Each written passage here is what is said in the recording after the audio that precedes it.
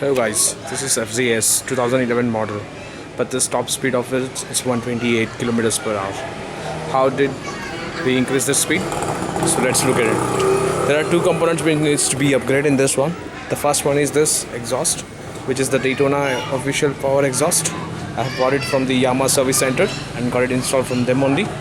And this is the compatible for Yamaha FZs. And the other one is this CDI kit. You can look at here. This is the different CDI kit which automatically sets up the speed, and so together this will increase the RPM of this bike. The default RPM is 7,500. The companies have locked it on the 7,500, but if you can see, this will go up to 10,000.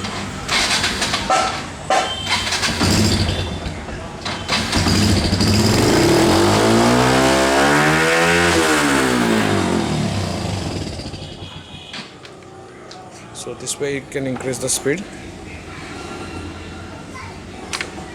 So now for every gear you will get the 10,000 RPM, which will increase your speed. Thanks.